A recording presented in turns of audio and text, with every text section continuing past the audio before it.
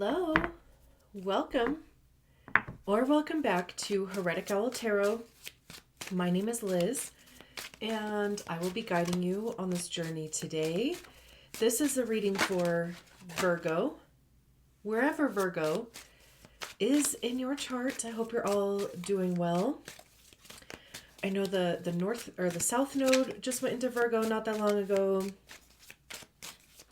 I don't think that there's anything else really in Virgo right now, right? Like right now.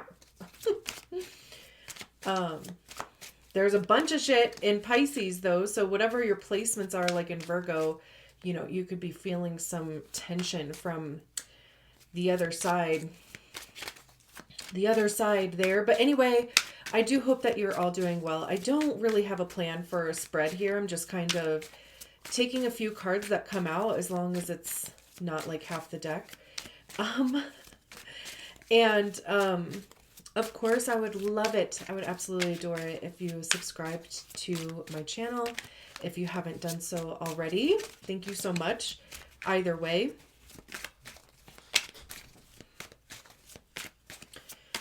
So, for Virgo,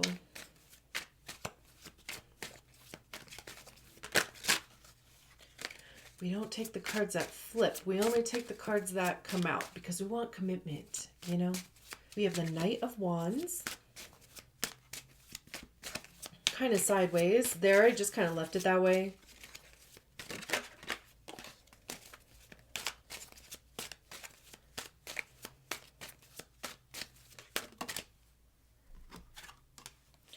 The Devil, which is Capricorn. I don't know, maybe just like two other cards. It's interesting that they're both sideways, too.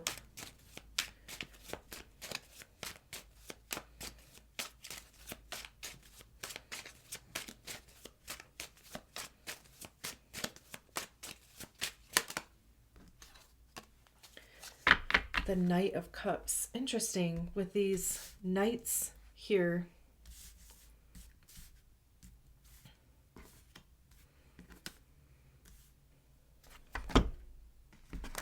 Six of Wands at the bottom of the deck.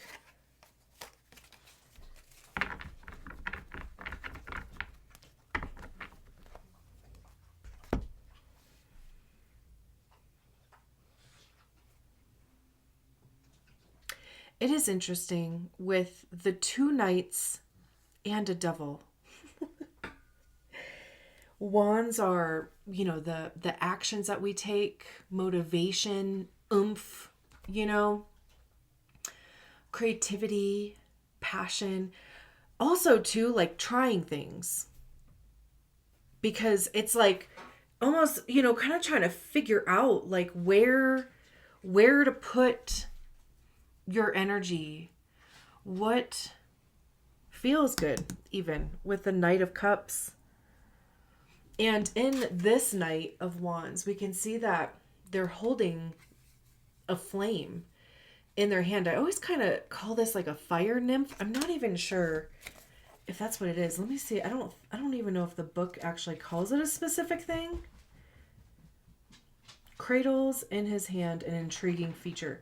Oh, a fire elemental. Okay, well, we can see the Page of Wands in the background who stands ready with the wood and kindling she has collected. She has prepared the base for the fire, but without the creative spark of the Knight of Wands, without the creative spark the Knight of Wands has harnessed, no fire can exist. The knight tends to the fire elemental carefully, shielding it and protecting it from the wailing winds of the forest. His is the essential task of presenting the fire elemental to the queen, that she might then ignite the bonfire. The Knight of Wands can sometimes appear when an important event will come to pass. It is a good card to receive in a reading since it also brings with it a period of great creative potential. As an individual, he can be the personification of someone who is full of life and never afraid of a challenge. It is, again, it's interesting that it kind of came out sideways though, right? So Truly, like you could be in a period where it's just like, again, where do you focus your energy? What is the thing here that either you want to create, you want to harness, that you are trying to protect or shield? But also with the devil coming out to, so, with it kind of being sideways, it's like this like teeter-totter kind of energy, back and forth, starting, stopping, like dipping a toe in, but just not quite committing to it yet. That could be out of fear, limiting beliefs. The devil is like the things that hold us back. Brene Brown calls them, the gremlins. Those stories that we tell ourselves. It's not time. It's not the right thing. Not doing it right. Whatever. Also, too, the devil talks about the things. Did I already say this? Whatever. The things that control us. So, addiction. And of course, addiction can be anything. I mean, truly. It could be a substance, of course. It could be, addicted to not going for it, for not, showing your light, shielding this thing constantly, right? But like that becomes not necessarily an addiction, but like it becomes a habit, it becomes a story, a belief where, like you don't want to put it out there because you're afraid of what will happen to it or what will happen to you. This devil is like anchored down here. This is a heart down here, which is interesting that we have the Knight of Cups, because that's generally, heart chakra energy, feelings, emotions. We can see them all wrapped up here too, stuck. But it's like the constant decisions that we made to not pursue something out of fear, out of shame, out of guilt, out of, again, self-sabotage, limiting beliefs, and just like almost it mummifying. Like I said, this is Capricorn. And for whatever reason, it's like coming to me about Pluto having been in Capricorn for the last, how many years? Since 2008. A lot of shit has happened since 2008. I mean, of course, depending on how old you were, like if you were an adult back in 2008 or not. But a lot, a lot has happened in the world since 2008. And it could have even, created this tendency to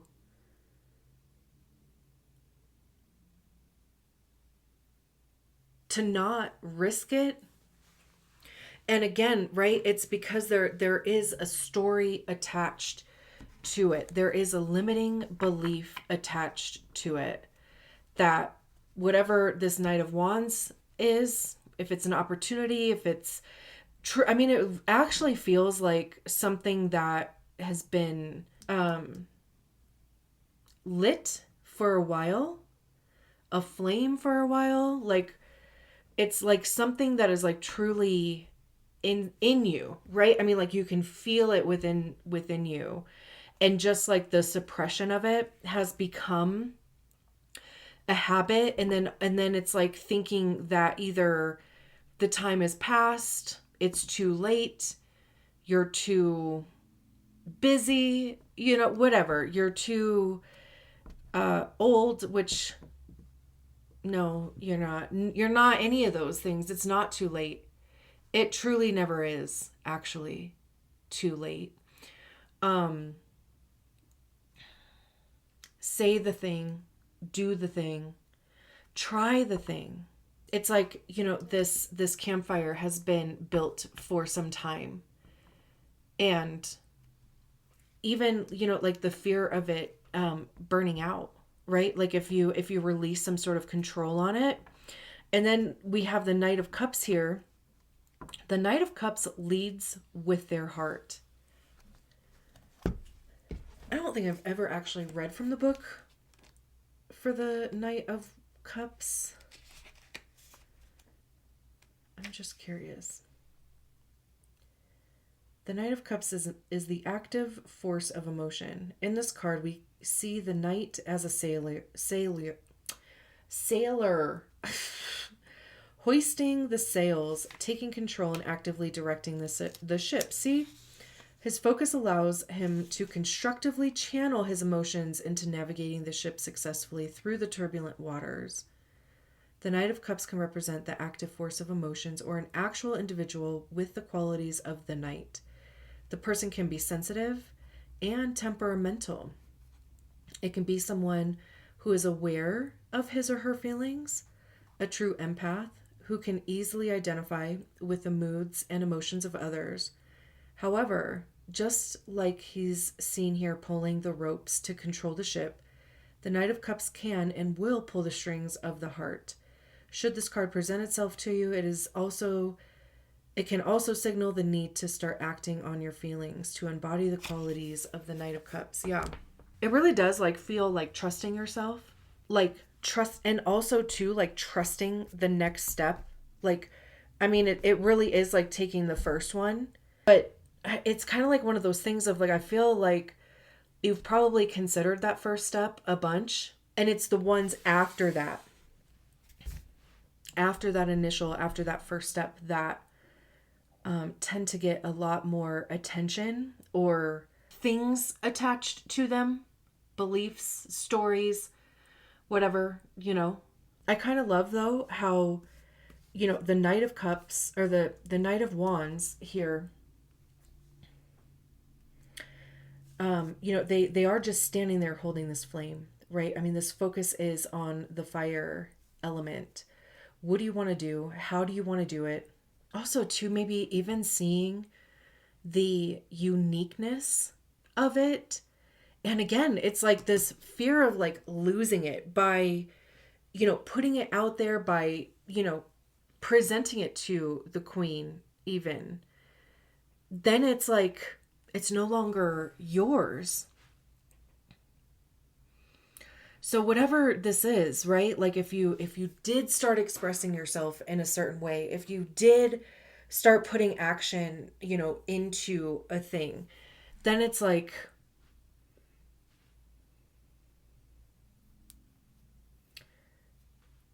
don't know. It's not your little secret anymore. Not that, and I don't mean that in a bad way either. Right? But it's that whole thing of if I healed the trauma, if I healed the wounds that create my personality or my identity, right? Who would I be without those stories, without this fire element that I've been holding on to for so long? That's so interesting. The Knight of Cups, and two, I love that on the other side of that, right? On the other side of this devil here is taking action. It's being proactive. Not worrying so much about what's happening outside of the ship, focusing on what is in front of you. What are the things you can control or affect that will help you get to your destination, to get through the tumultuous waters, right? 10 of Pentacles, High Priestess. There's the Page of Wands. That's funny. The World, Justice, Queen of Cups. With the 10 of Pentacles attached to the Knight of Wands and the Devil card, there's some sense of security here or generational wealth, legacy too. This could even be breaking from tradition because in this 10 of Pentacles specifically, to me, it looks like, so this is kind of a younger looking hand. This is kind of an older looking hand just by the illustration, right? but it looks like they're separating. It doesn't look like they're holding on to each other. It feels like letting go to me in this card specifically. I wonder actually if the book, I know I keep going back to the book, but whatever. Does it say? Two generations draw together with a simple handshake. This gesture transcends time and unites them in the passage of knowledge and wisdom. The Ten of Pentacles at its core, the concept of legacy and the impenetrable familial ties that bind. Renewed focus on these values at this time. You know, again, right, because it is attached to the Knight of Wands and the Devil card, this could be, because like I said, right, it would be breaking from tradition. And if your family has expectations of you, if you were raised a certain way, you know, to believe that you can only have legacy, you can only make money a certain way, again, like that would be the devil coming in there too. You know, being tied up to whatever the belief or the thing that is like anchoring you down. The High Priestess is Cancer or Pisces, depending on who you ask. But it's interesting that it is also associated with Pisces. Pisces being the opposite sign to you. You know, Saturn has been in Pisces for the last 2.5 years. That'll be moving out of Pisces, I think, in May. Neptune has been in Pisces for the last 14 effing years. And I believe Neptune is moving either March or May. I know it's like before June. Which can just kind of cause a little bit of murky, muddying, you know, because Neptune, it is very intuitive. It is, you know, the modern ruler of Pisces, but still though, it talks about illusions and like kind of rose-colored glasses, like not quite seeing things.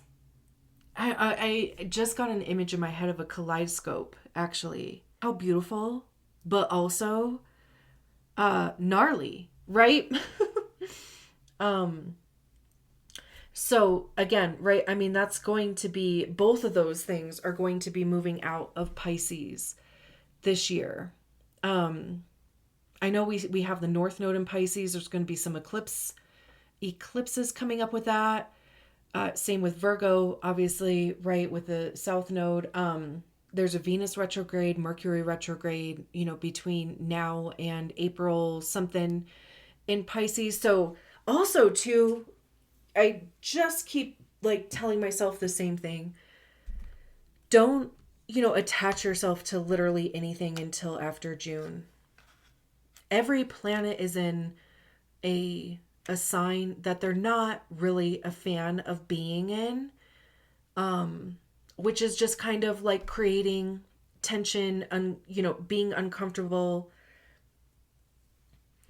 And like I said, you know, like after June is when they keep saying that things will start leveling out.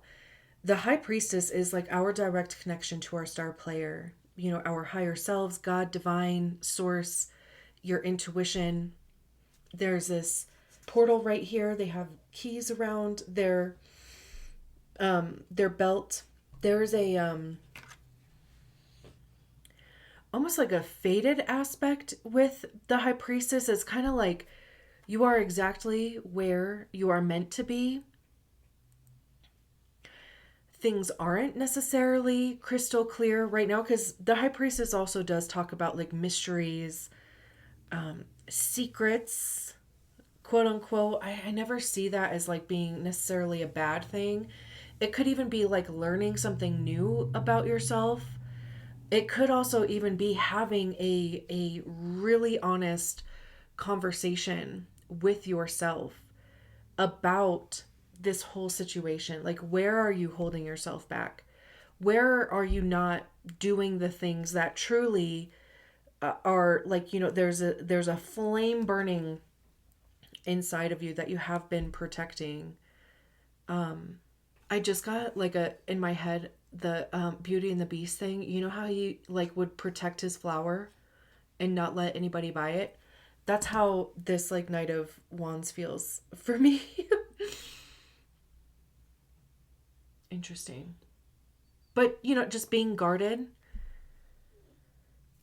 And two, like if anybody were to try to have that conversation with you, like you would probably be defensive, right? So this is again like it's something that you have to like have this honest, kind of thing with yourself. And again, even this Knight of Cups, like, focusing on the things that are in front of you.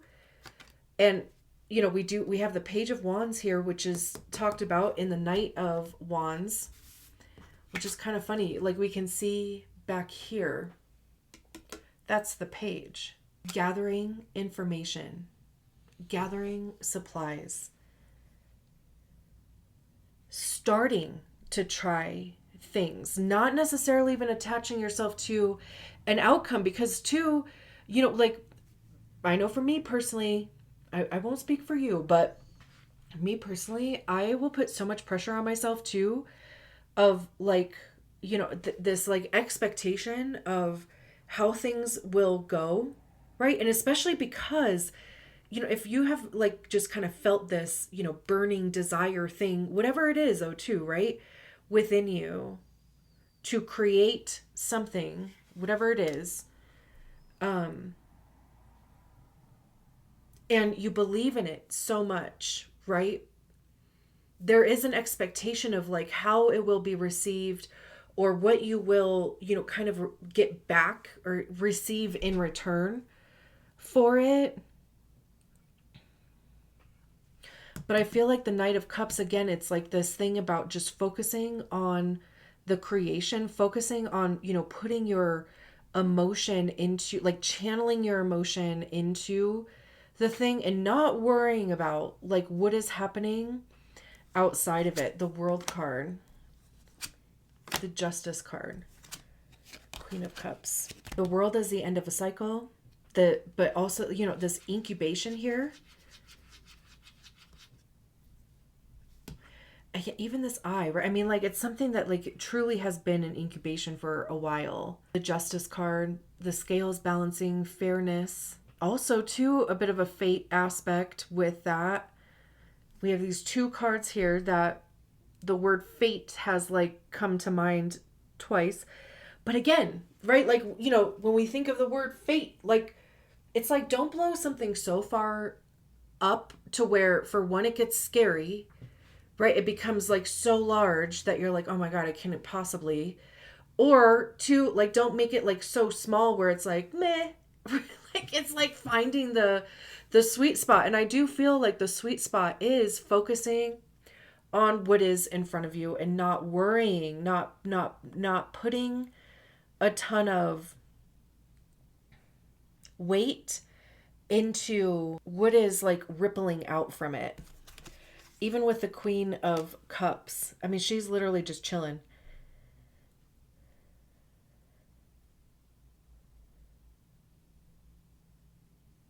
On that same boat, right? I mean, liquid is like coming out of her cup. There's still all these waves out here. It's like, emotional, neutral. Beautiful. Okay, I'm going to leave it there. Thank you so much for allowing me to read your cards. I will talk to you soon. Bye.